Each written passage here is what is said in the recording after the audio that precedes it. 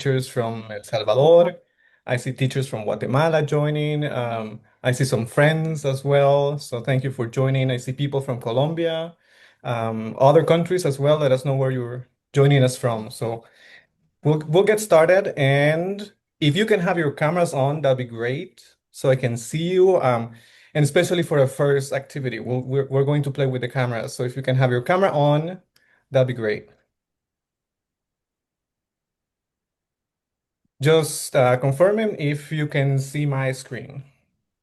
Yes. Great. Yes.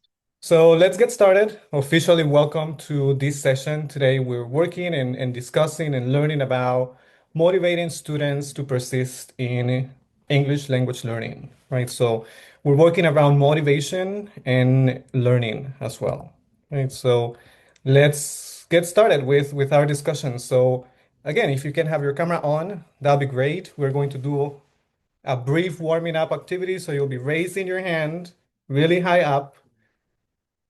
And if you cannot have your camera on, we are going to use your hand reaction, right?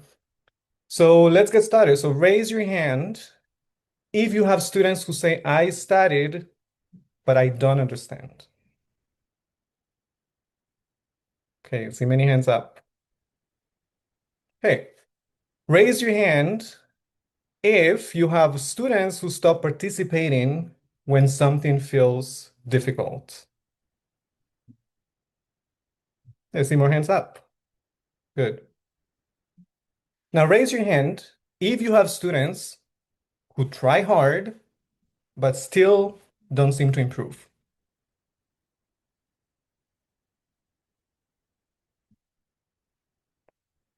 Now, one more, raise your hand if you have students who avoid speaking because they are afraid of making mistakes.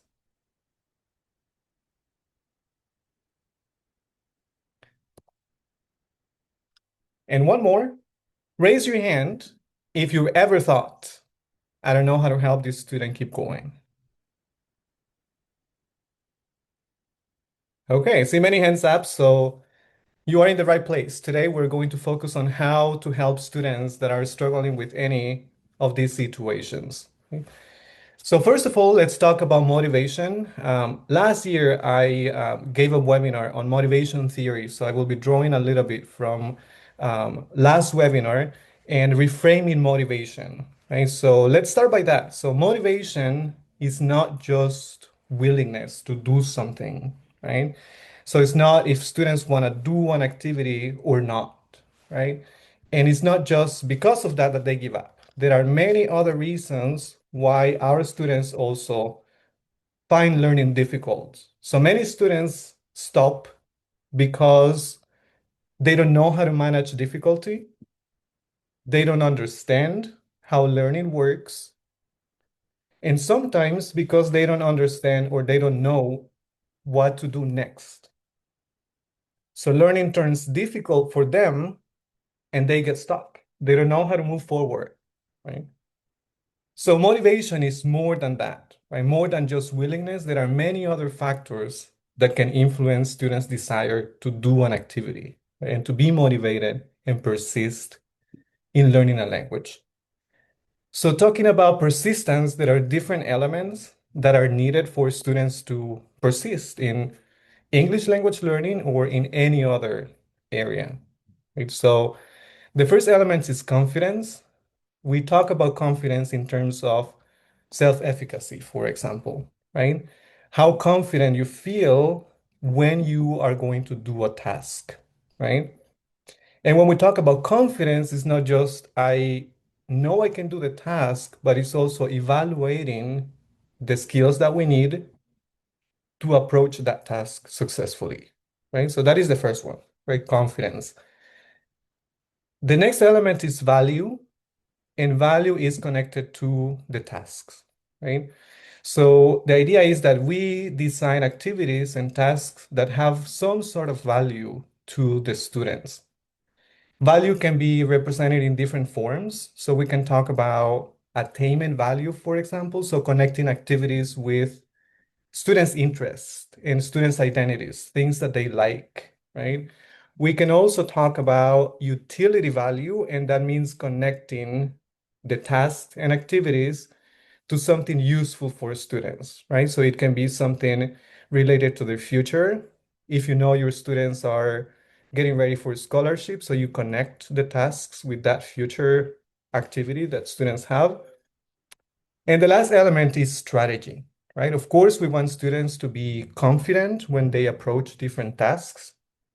We want to find value in what they do, but they cannot do that if we don't give them strategies, right? So today we are going to learn about how we can better prepare students to keep going when learning turns difficult for them. So once again, students don't quit because they don't care. Sometimes they quit because they feel lost, right? So today we're working around metacognition, and metacognition is actually giving tools to us as teachers to help students to continue in their learning journey. So what is metacognition? In definition, right, is understanding and managing learning. I like the second definition better. So metacognition is thinking about your own thinking, right? So metacognition is learning about how you learn and reflecting about the strategies that we need to approach any learning task successfully, right? So in this approach, right, our students will plan when they are about to start a task. They will monitor how they're doing in different stages of the process. And most importantly, they will evaluate the strategies that they used and that worked for them in order to replicate those in the future, right? So students with metacognition, they have better learning strategies. They are more independent learners. And most importantly, they have greater persistence, right? They will see challenges and mistakes as opportunities to learn, right? So if we look at the graphic here, at the bottom is the metacognition cycle, right? So we start here by assessing the task, right? So let's say that we're asking students to write an essay, a 5 paragraph essay, right? So what students should do first is to assess, right? What are the requirements of the task? What What prior are the? knowledge they need in order to complete that task? I think How you're not much sharing the time screen. they will need as well. I'm sorry, I heard somebody. You're You not keep sharing the going. screen, I Yeah, your think screen is presentation. being shared. some of our peers cannot see the presentation. I can see it, but I understand that some of them are saying that they can't. So maybe share it again. It's like Okay, a let's do that. glitch Let's do that. with Zoom. I know that's technology. So let me share again. And please let me know if you can see it now. Yes. Yes. Okay, very good. So as I was saying, students with metacognition, they have and develop better strategies for learning. They're more independent, and most importantly, they have greater persistence in learning, right? So going back to the metacognition cycle, everything starts by assessing the task, right? After they assess what the requirements are, we want our students to evaluate the skills that are required for the test or for the task, right? Do they need to learn a new skill? Do they need to revise any content before? That's what they evaluate here. After that, they plan how they will approach the task. Will they break it into smaller pieces? Will they write 1 paragraph one day? Will they finish in 1 week, right? They will apply the strategies. And finally, and that's the most important thing, they reflect. We have students reflect on what they did, what went well, and what they can replicate in the future, right? So the goal of metacognition is self-regulation, right? And self-regulation is the ability that the students have to decide on what strategies to use when they approach any learning task. So let's start talking about connections here, right? So students without metacognition, they will feel confused when they don't understand something, right? And what happens when we feel confused? We feel frustrated. And if we're frustrated in a class, we're disengaged, right? We don't want to be in the class. We don't want to go to class because we don't understand what's going on. And many times it's not the content, but it is the learning process, right? So students don't know how to memorize list of verbs that we give them, right? Students don't know how to give a presentation sometimes, and we're asking them to present multiple times in our classes, right? So what is our goal? Helping students develop different metacognitive strategies. First, we want them to develop awareness, and then we want to give them strategies for them to use. So students with metacognition, they are aware of how they learn and how learning works. And that gives them control over that learning. And when they are in control, they actually persist and they're more motivated to continue trying, even when learning turns difficult for them, right? So when we're giving students tools, they just don't try harder, but they try better, which is what we want.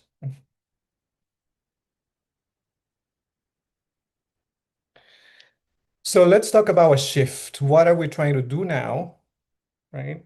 So we know now that students persist when they can answer different questions. The first one, can I do this task, right? That's connected to self-efficacy and their confidence that they have in their abilities. Another important question they always ask is this worth it? Right? Many students ask, why do we have to learn that? Why do we have to do this reading activity? Why do we have to do this presentation, right? So we're trying to add value to the activities that we're doing. And most importantly, students are able to continue when they know what they should do next, right?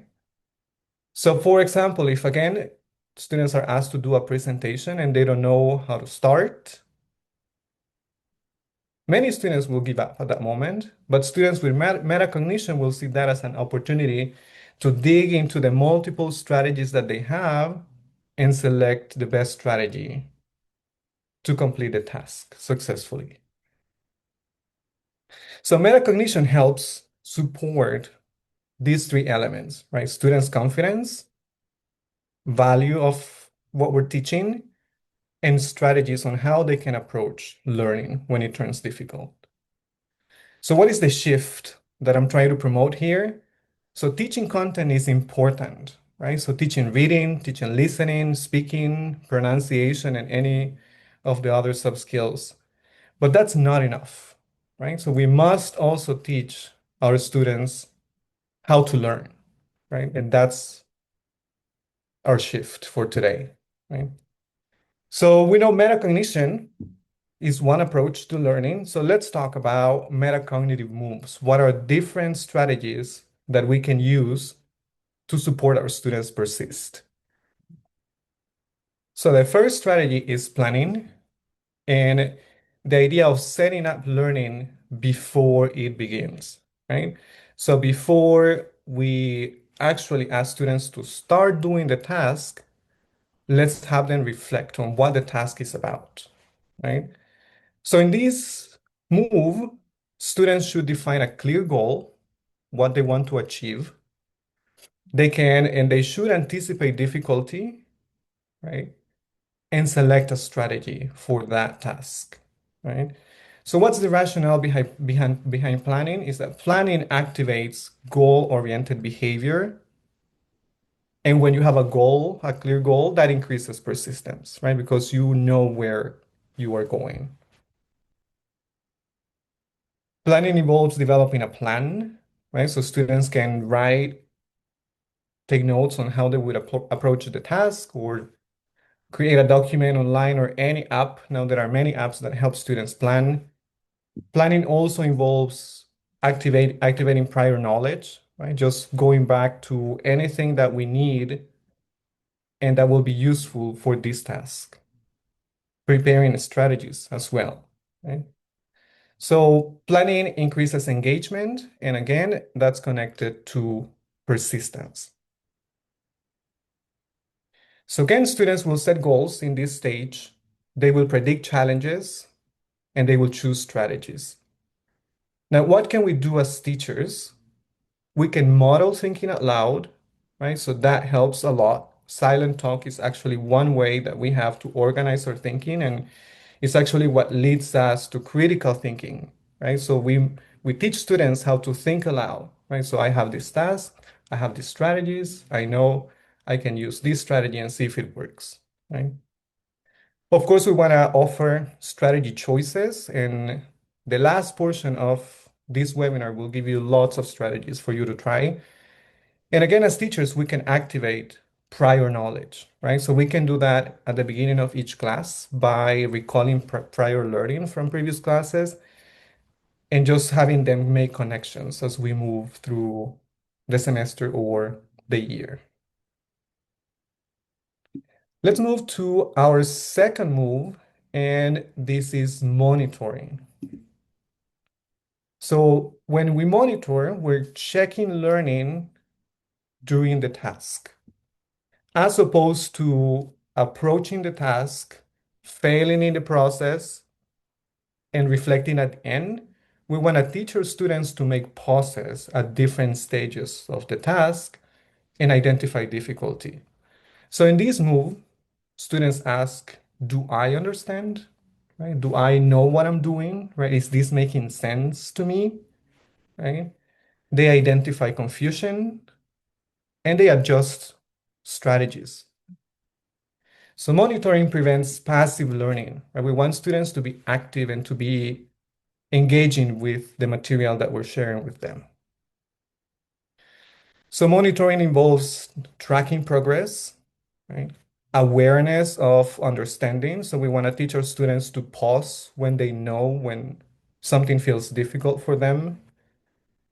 We want to teach them how to adjust the strategy. So if one strategy doesn't work, we make a pause and we try a different one, right?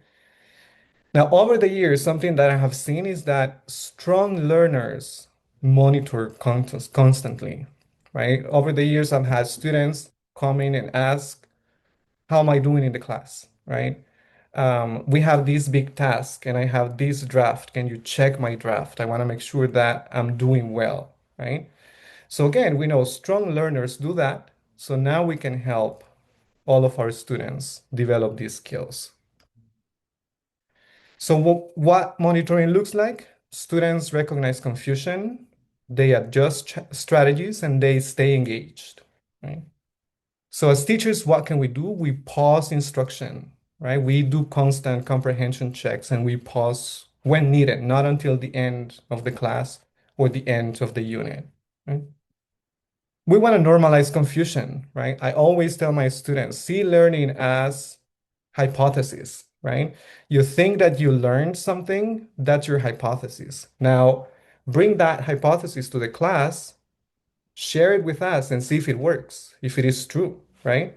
If it is correct, you tested your hypothesis. If not, we help you learn, right?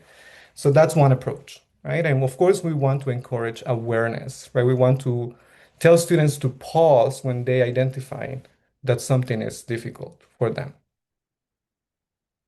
And finally, we have the last move, and that one is to reflect. And to me, this is actually the most important move because this is when learning actually turns visible for students, right? So in this move, students learned from the learning process, right? They reflect on everything that they did when learning was difficult for them and what they did, right? And they learn how to self-regulate, right? So in the future, if they have another similar task, they know and they have the strategies to approach that task successfully, right? As opposed to, as what many of our students do, they go around over the year completing tasks and never reflecting about how they learned, right? It's just, here's the homework, the task. And many of them reflect until the end of the year. That might be too late, right? So we want students to reflect at different moments of the year. So what do students do when they reflect? They identify what worked, they recognize what didn't, and most importantly, they plan for the next steps, right? And as I mentioned, reflection turns experience into learning, right? So at the end of each activity, right, have students reflect, right? What did you do that worked well? What can you do or what can you try next, right? So reflection involves evaluating strengths and weaknesses, assessing if the strategies worked, and planning for future learning.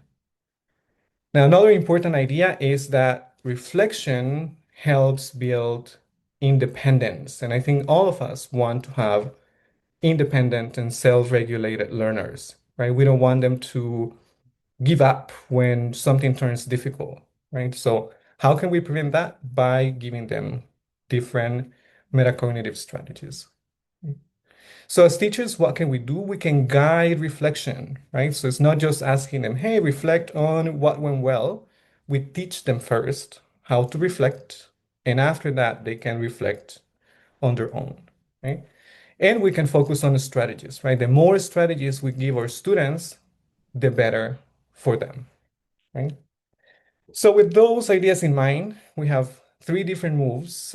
We are going to take a look at some case scenarios, and I will ask you for your help to give me some ideas to first identify what the possible problems might be, but most importantly, to discuss possible solutions that we can offer to the students, right? Keep in mind that we're thinking around metacognition and strategies. We're also thinking about students' confidence and self-efficacy. And we're also looking at the value of the activities, right? So the problems in these cases might be around any of these issues. So let's take a look at the first case here. So we have Anna. So Anna is a ninth grade student who's responsible, and she puts a lot of effort. She studies every day, completes her work, and reviews her notes before tests.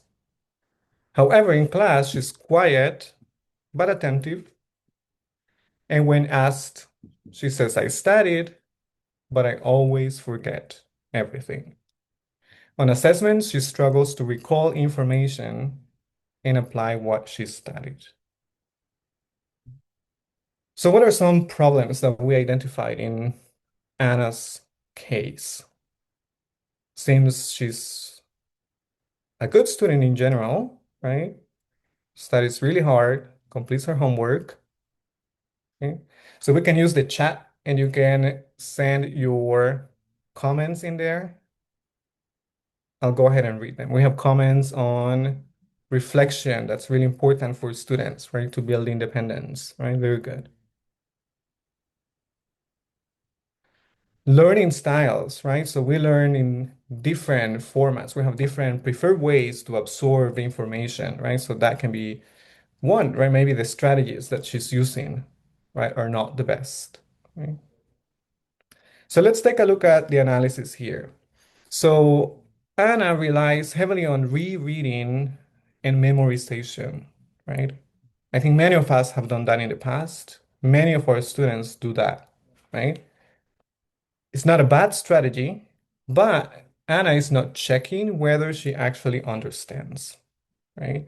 So the problem here is that she is equating time spent with learning, right? So for Anna, studying a lot and the amount studying for hours is learning to her, right? So what is a likely issue that is happening here, right? There is limited strategy use, right? So the student lacks strategies on how to study better. And there's also lack of monitoring, right? That metacognitive move that we talked about, right? So again, maybe rereading is a good strategy, but do constant checks in between, right? So she's working hard, but she's not working effectively, which is a better approach, right?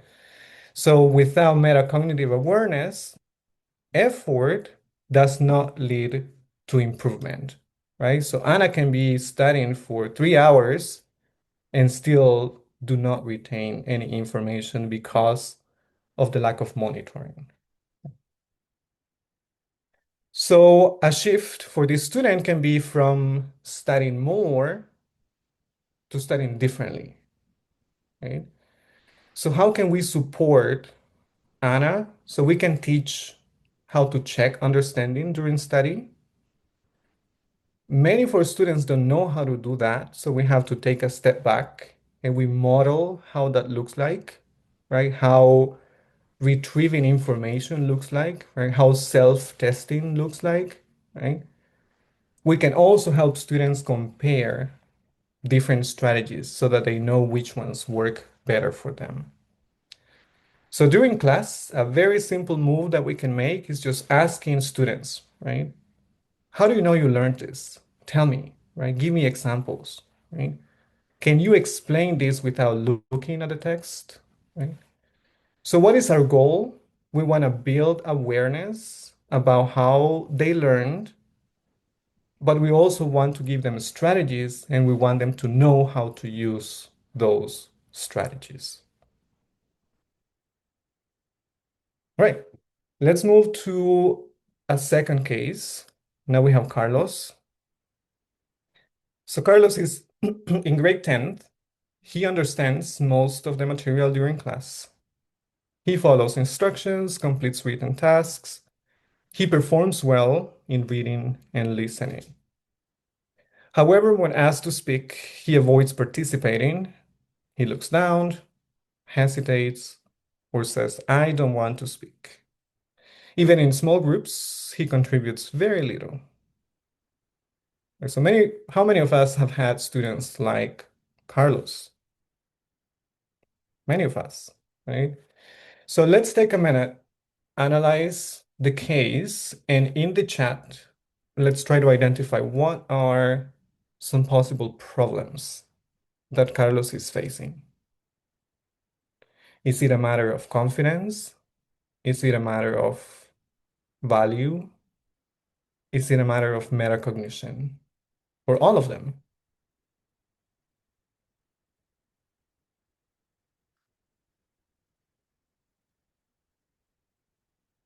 We have comments from the previous case, right? And now for Carlos, we have comments. We need to build his confidence. Yes, definitely, right?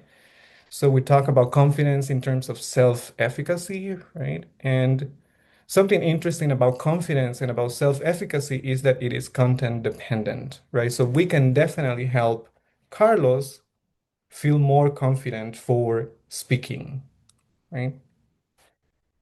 If we had issues with listening, we can definitely help Carlos be more confident in listening, right?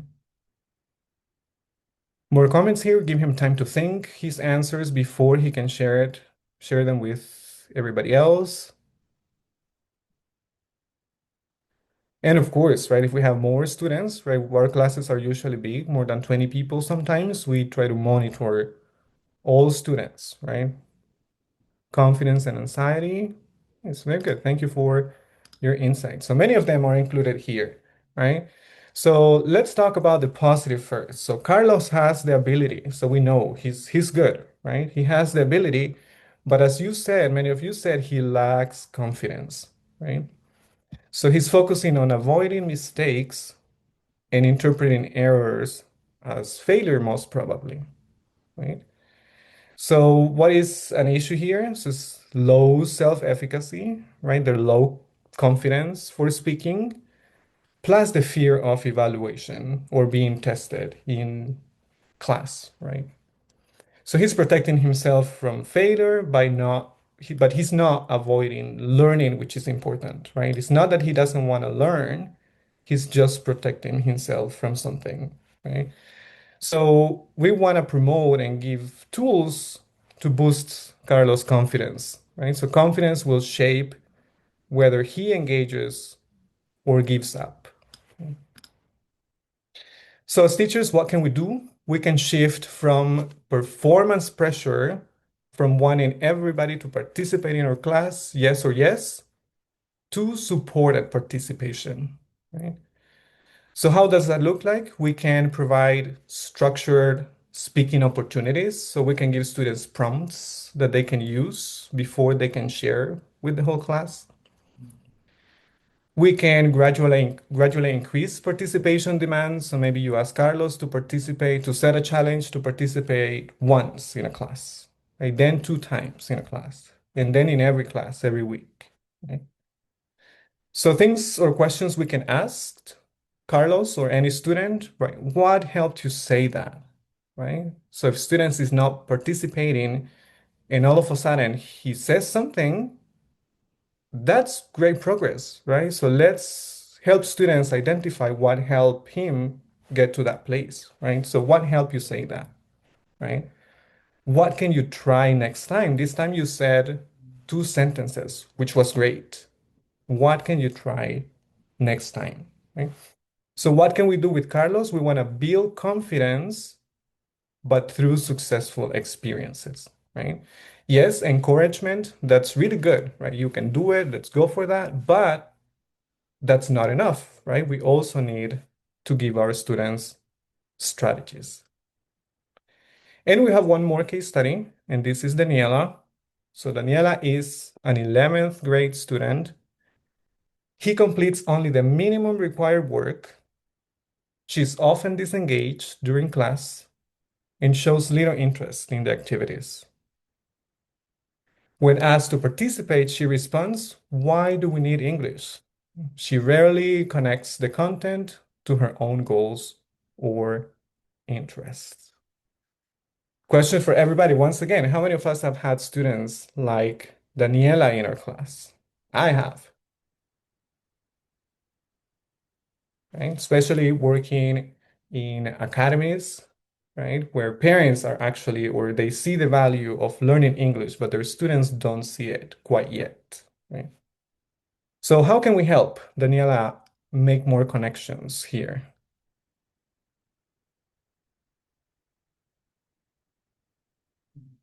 Again, we're using the chat if you want to bring your ideas. Right, Sergio had a very good point. Right? Positive feedback, such as way to go, great. That's it for the previous student.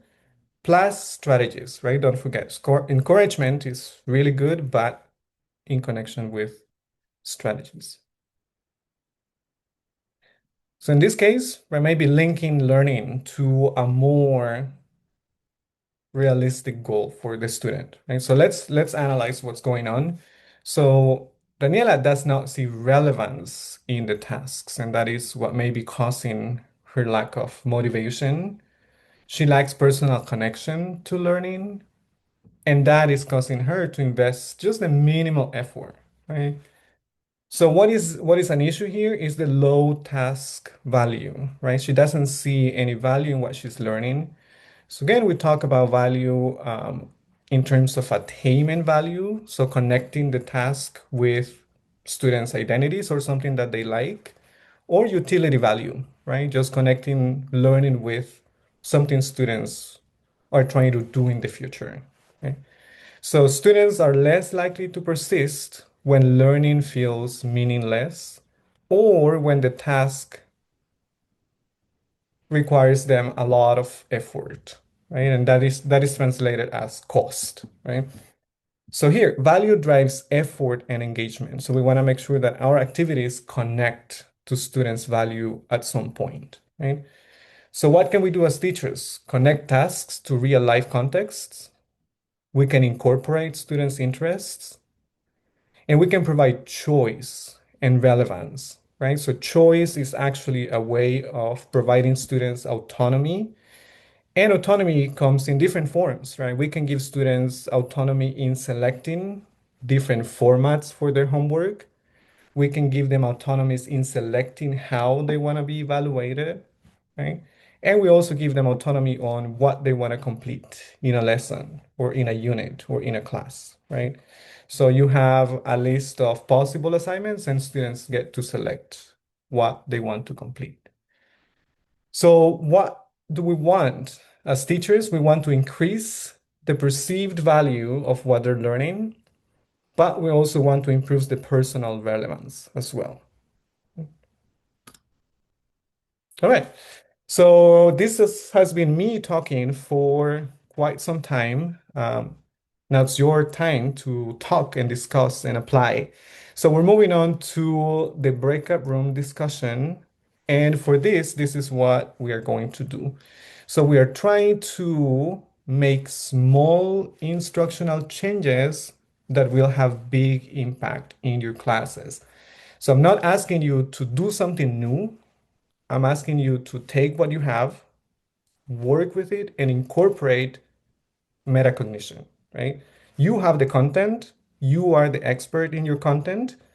What I'm asking you to do now, let's teach our students how to learn, okay?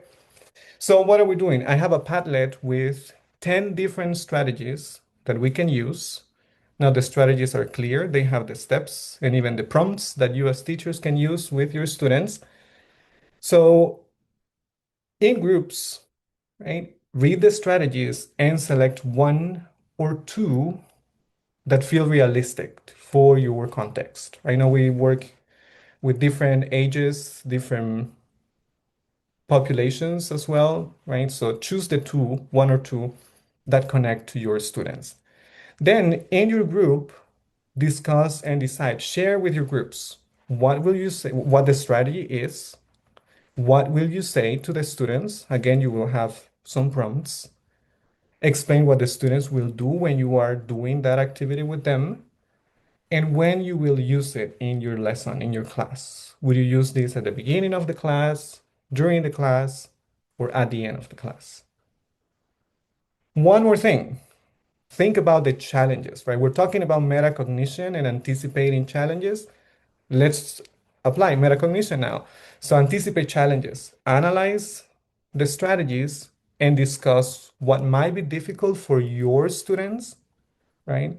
So the strategy is telling you do this, but maybe you need to take a step back and start from something more basic, perhaps, right? Also think about what might be difficult for you as the teacher, right? So you will be teaching your students how to learn. Do we also need to learn how to learn? Well, you're here. That's positive, right? You have the knowledge now, right? And finally, how can you support that, right? So if there is difficulty, how can you support that? So before we go to the breakout rooms, I'll show you how the Padlet looks. I also have a PDF version of the strategies, and you will have that for you to go back to it whenever you want.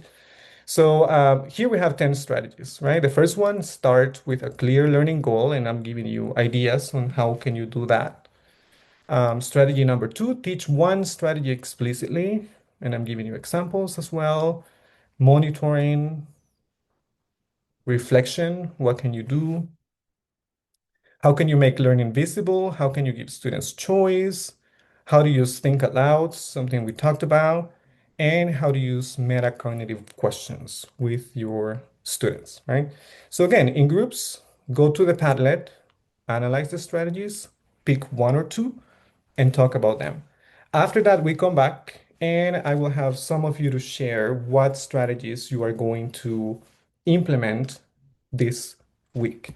So what is the challenge? Implementation for this week. So pick something that you can do this week. Again, these are very small moves in a class, but that will definitely make a difference in how students approach learning.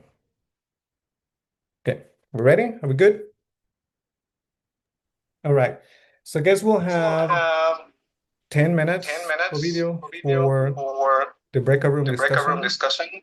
And after that, we come back and listen to some of you. Yep. So we will we're having like a background sound. It's that just me. I also hear it. All right. So you should see a message on your screen inviting you to join one of the breakout rooms. So please go ahead and do it. I have already shared the link to the Padlet in the chat. If you still need some sort of support, I will be here. We are going to stop the recording now, and know that there are 5 or 4 people. One more person. And that was Cynthia. Me. Yeah. No, really. So in my case, the strategy that I choose and that I like at the very beginning, I didn't like uh, implement it in a really good way. It was the first one. There is one when beginning of the lesson. You know that most of the time they told you that you had to do like a warm-up activity, right? But sometimes we do the warm-up activities and we don't set the goals at the very beginning. So that can become a problem because sometimes the students are like, why are we doing this? What is the purpose of this activity? And you didn't even explain at the very beginning why are you doing it. So it is like it is important for us to set the goal because at the very beginning when I start teaching, I didn't set any goal and I only think about that I need to do a warm up activity for they not to get bored. So I need to do something funny, and I need to and I need that they like me. So yeah, you have to be careful with that because it is not only about like to get along with your students, but also to achieve the goals that you are having in your classes. Because yeah, you can be funny, you can be comfortable and everything, but that does not mean that your class is gonna be how do you say this like valuable for the students because the students are going to say, hey, the teacher made me laugh. But what do I learn from the teacher? What did I learn from the teacher? So yeah, I think that is something really important because as I told you at the very beginning, that was something that I was thinking like I need to be like the comfort zone for the students. And I didn't set any goal when I was trying to look for the warm-up activity. But nowadays, it's like I take that into consideration because I do the warm-up activities basing on what we are going to learn on that day. So, yeah, I think that's a strategy that you have to do. Yeah, since from the very beginning. So, yeah. Great. Thank you for sharing, Cynthia. So if you see there are small moves that we can make, but we're guiding students on reflect on their own learning, right? So it's true we want to keep surprises and we want to have or create expectations about what we have and keep some surprises there, but let's be clear about what they will learn, right? What's the main goal of each of the classes? All right. So because of time, I propose something. Padlet lets us add comments on the strategies that we have here. So why don't we, after the webinar, take some time and you add your comment on the strategy that you want to implement with your student this week, right?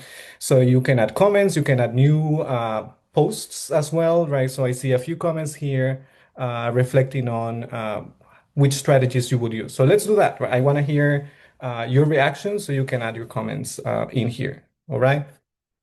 So yeah, today we've learned about metacognition, right? It's again learning about learning, right? So we know that students know a lot about content and we know a lot about content, but many times it's not content that causes students to give up, right? It's the lack of understanding on how they learn. So to close the session, right, we'll close with this idea. So students persist in English learning when they, number one, they feel capable that they can do the tasks, when they see value in the activities that they're doing, and most importantly, when they know what to do when learning is difficult, right? Today we learned that metacognition can help us build these three different areas. And a reminder for everybody, so teaching content is not enough, right? We must also teach students how to learn. In the past, we had Orientación para la Vida in high schools in El Salvador. I love that class because we talked a lot about how we learned, right? So let's try to bring that back, right? Let's teach our students how to learn. And when they know how to do that, they are likely to persist in English language learning. So if you want to read more about these topics, I have added my references here.